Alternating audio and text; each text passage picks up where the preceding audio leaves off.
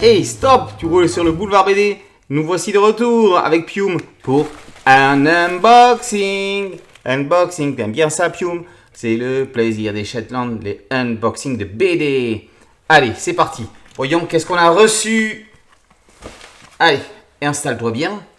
Et comme ça, tiens, tu vas nous dire un peu qu'est-ce que tu penses de tout ce qu'on a dans les paquets. Alors, voyons. Le premier, qu'est-ce que ça peut être? On va voir ça.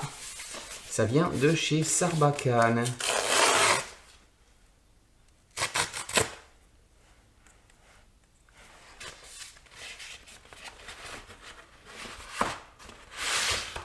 Non, ça va bien de chez Sarbacane, ça vient de chez Glénat. J'ai confondu avec le paquet d'après.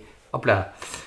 Nous avons les 2 tomes d'une nouvelle série de mes auteurs préférés, Louis Clément et Anne Montel, qui sont ici avec Maud Bégon et Lionel Richeran, qui s'appelle Folklore.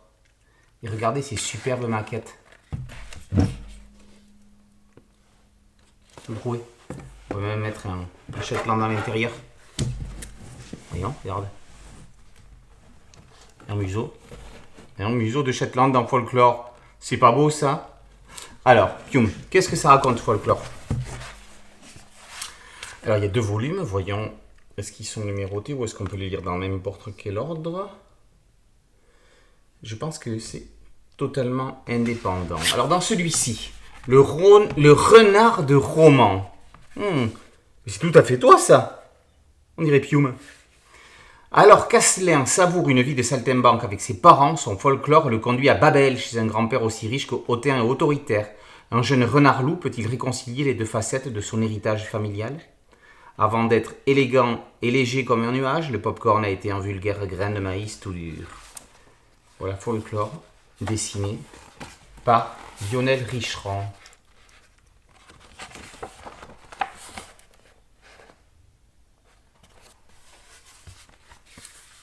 Chez Dargaud. Et le deuxième, c'est celui-ci, La mécanique des rêves, dessiné par Maud Bégon. Gayatari est née dans une famille aisée de Jaipura et son futur d'héritière semble tout tracé. Pourtant, lorsque sonne l'heure du folklore, la jeune fille commence son apprentissage de réparatrice d'objets auprès du vieux Piccolo. Entre rêve et obligation, le cœur et l'esprit devront vibrer à l'unisson. Vivre, c'est marcher, et se sentir vivant, c'est danser. Folklore, la mécanique des rêves. Quelques planches.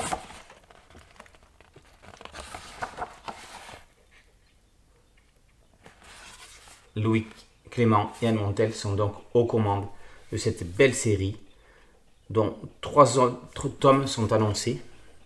On peut le voir là. Et avec une maquette exceptionnelle. Voyons qui c'est qui a fait la maquette. Je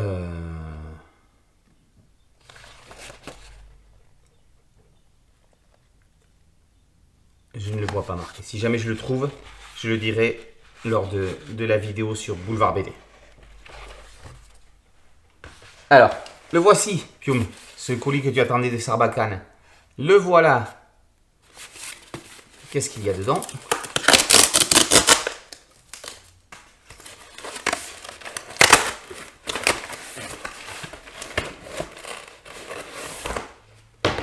Oh là là, c'est du Anouk Ricard qui a remporté le Grand Prix Angoulême. Avec l'intégrale de Anna et Froga. Quel bonheur, les 5 albums d'Anna et Froga en une historiette et une historiette bonus en intégrale.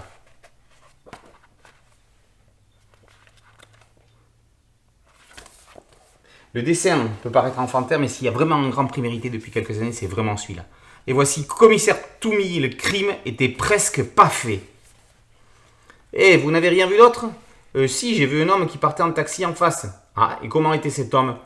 Je l'ai pas bien vu, il était un peu gros comme vous. Et est-ce qu'il avait une tête de super débile comme vous? Ah, je sais plus. Commissaire Toumi. Une bonne peinte de rigolade en perspective avec ces albums de Anouk Ricard. On continue avec un petit paquet de chez Casterman. Voyons, Pium. Tu viens le voir? Ce paquet de Casterman, tiens, sens-le.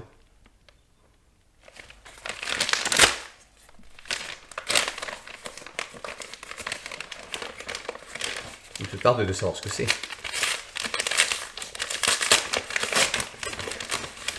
Oh, c'est un magnifique petit album d'Arthur H. et Alfred.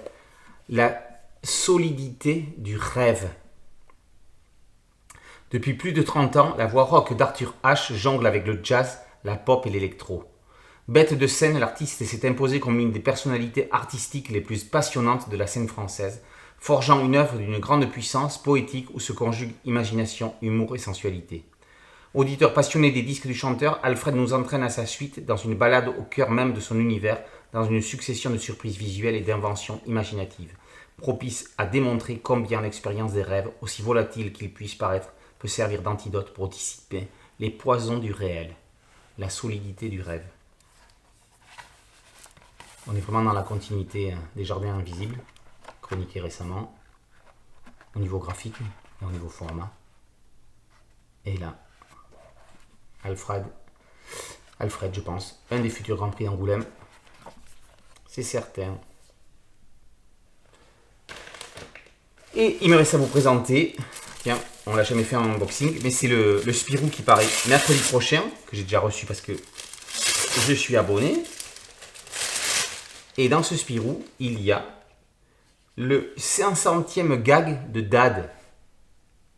Dad et ses filles. Et voilà, je vous le montre, je ne vous le lis pas, j'en sais la primeur au lecteur de Spirou. Dad. Et il y a aussi, vous le reconnaissez lui, Jacques, le petit lézard de Libon. Il y a une intégrale qui va paraître très prochainement. Et pour l'occasion, Libon nous offre une histoire totalement inédite de Jacques, le petit lézard géant.